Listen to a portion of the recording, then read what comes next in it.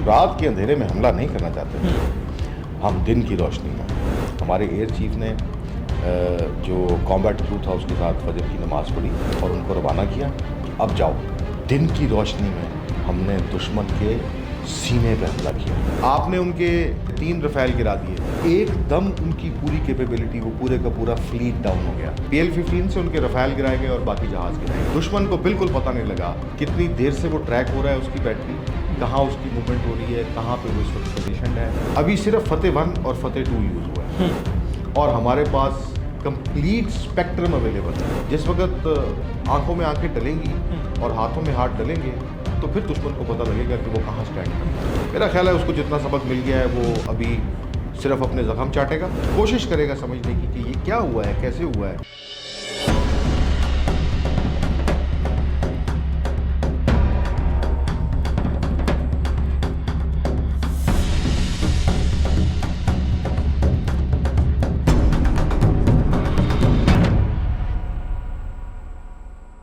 ये 2025 है, लेकिन हमारे बुज़दिल और मक्कार दुश्मन इंडिया की जो सोच है आज भी 1947 में फंसी हुई है। वो आज भी ये समझते हैं कि बॉलीवुड फिल्म की तरह हम एक अच्छा सा डायलॉग बोलेंगे और हमारा दुश्मन गिर के ढेर हो जाएगा। लेकिन ये हकीकत है, हकीकत में मूवीज की तरह नहीं होता। यहां पर जंग लड़नी पड़ती है और यहां पर जंग ग्राफिक की मदद से या चीख कर बोलने से नहीं लड़ी जा सकती। न्यूज़ स्टूडियो में बैठकर चीखने से नहीं लड़ी जा सकती, बल्कि आपको मैदान जंग में आकर दुश्मन का सामना करना होता है।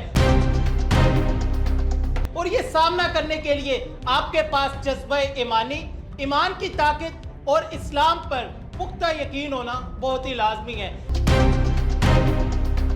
पाक फिजाइया ने और हमारी फोर्सेस ने इंडिया पर हमला किया, इंडिया को मुंह तोड़ जवाब दिया गया। इंडिया ने पाकिस्तान पर 6 मुकामात पर हमला किया, लेकिन वहीं पर जब पाकिस्तान ने जवाब दिया तो इंडिया के 26 मुकामात जो है वो नेस्तो नाबूद कर दिए गए। जबकि इंडिया पहले कहता था कि हमला हुआ ही नहीं है, अब इंडिया कहते हैं कि नहीं, ज्यादा मुकामात पर हमला हुआ है। वो मुकामात जहां पर पाकिस्तान कहते हैं हमने हमला नहीं किया, इंडिया कहते हैं नहीं, इन्होंने हमें यहां भी मारा है। तो इंशाल्लाह आपकी ये ख्वाहिश भी पूरी की जाएगी। ये सारा हमला कैसे हुआ, ये सारा स्टेरियो क्या था कि इंडिया ने अपने घुटने टेक दिए और भीख मांगने लग गया कि हमें बचा ले। मैंने उस दिन भी कहा था कि इंडिया कह रहा है कि अब्बू जी गलती हो गई है, अब नहीं करेंगे, एक दफ़ा माफ़ कर दें। ये सारी क्या हकीकत है, इसी पर बात करने के लिए आज एक दफ़ा फिर हमारे साथ मौजूद हैं एयर कमोडोर मुजम्मिल जिब्रान साहब, तमगा इम्तियाज़ military. Sir thank you so much, आप कीमती टाइम में से टाइम निकाल कर आए। सर हमने पहले बताया था कि ये माफिया मांगना शुरू हो गया है, अब आलमी सतह पे भी इनकी जो माफी है वो सामने आ गई है। इंडिया हमेशा से खुद को सुपर पावर कहता है, लेकिन एट द एंड इसे सालसी के पास जाकर भीख मांगनी पड़ती है कि हमें बचा ले। जी बिल्कुल ऐसा ही है। सबसे पहले मेरा ख्याल है कि हमें रब्बुल इज़्ज़त का शुक्रिया अदा करना चाहिए और बेशक we bow down our heads in humility to Allah सुब्हानहू व तआला, जिन्होंने हमें इज़्ज़त बख्शी और हमारे दुश्मन को जलील और रुस्वा किया।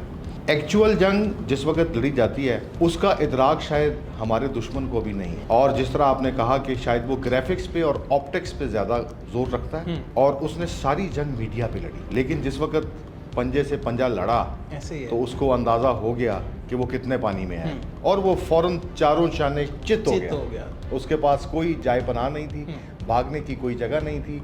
अल्टीमेटली उनके पॉलिटिकल लीडर्स फौरन भागे अमेरिका बहादुर की तरफ कि हमारी जान बचवा दें, हमारी जान बचवा दें, और अल्टीमेटली फिर यही हुआ कि सीज़ फायर हो गई। हमारे जो DGISPR हैं लेफ्टिनेंट जनरल M.A. शरीफ साहब, उन्होंने कहा था कि जब हम हमला करेंगे हमें बताने की ज़रूरत नहीं पड़ेगी, उसकी गूंज जो है सारी दुनिया में सुनाई देगी, और बिल्कुल ऐसे ही हुआ।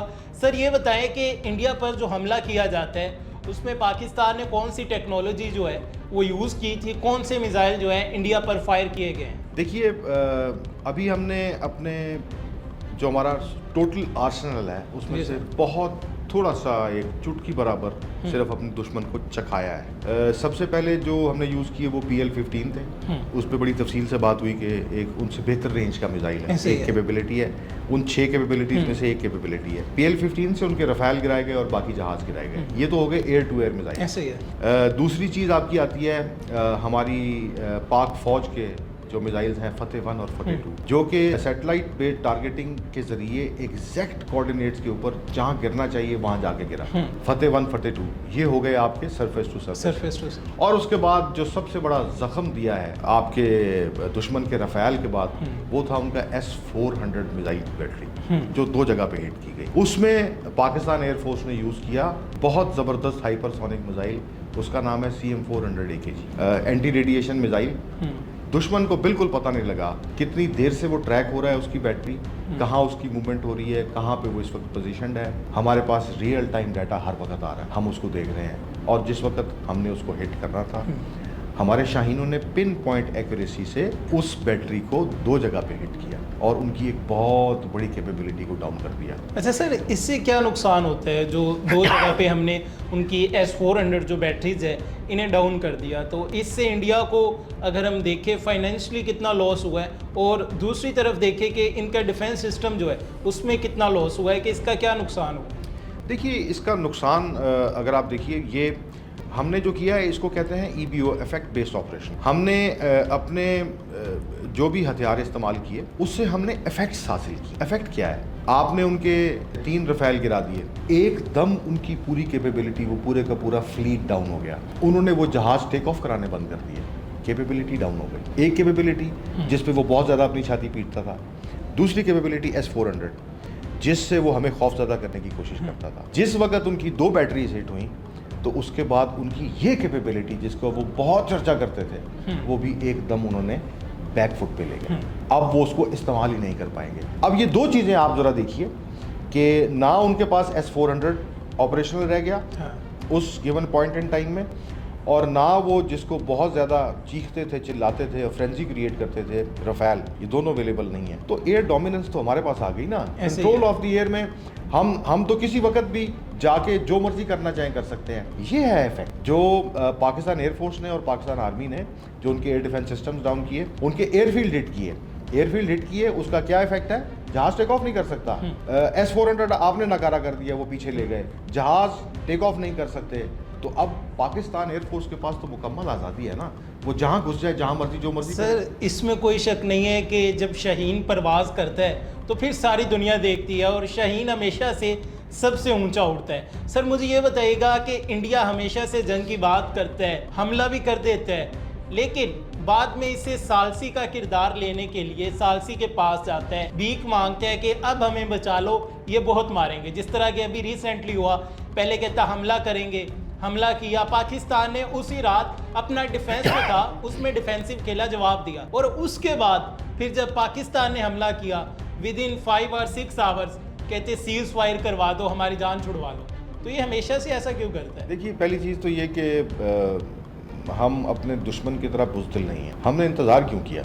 हम रात के अंधेरे में हमला नहीं करना चाहते थे, हम दिन की रोशनी में। हमारे एयर चीफ ने जो कॉम्बैट क्रू था उसके साथ फजर की नमाज़ पढ़ी और उनको रवाना किया कि अब जाओ।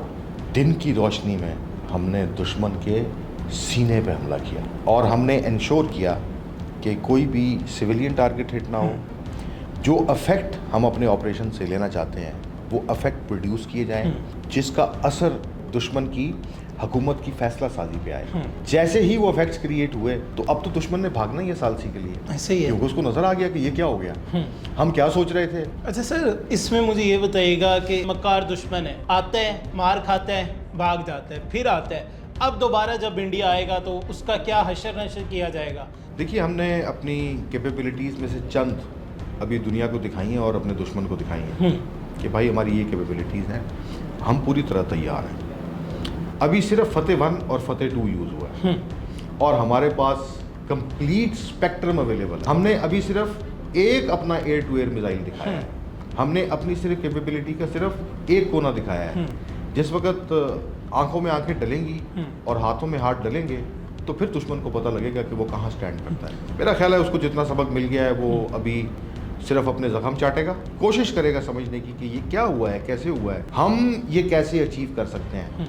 लेकिन दुश्मन को ये याद रखना चाहिए कि वो आज सोचेगा और इस पे काम करना शुरू करेगा, और जब इसके ऊपर वो कुछ थोड़ा बहुत काम कर लेगा, तब तक जो वक्त गुजर गया होगा, हम जिस तरह से तैयारी कर रहे हैं, हम कहाँ पहुँच चुके होंगे। तो डेफिनेटली शायद हम इकोनॉमिकली जो है, हमारी इकोनॉमी उतनी बड़ी नहीं है, हम वहाँ मुकाबला नहीं कर सकते। शायद हमारी एलिमेंट्स ऑफ नेशनल पावर सारे के सारे इतने स्ट्रांग नहीं हैं, लेकिन जहाँ हमारी स्ट्रेंथ है वहाँ तो हम दुश्मन को अपने पास नहीं आने देंगे, और वो हमेशा ऐसे ही जलील और होगा।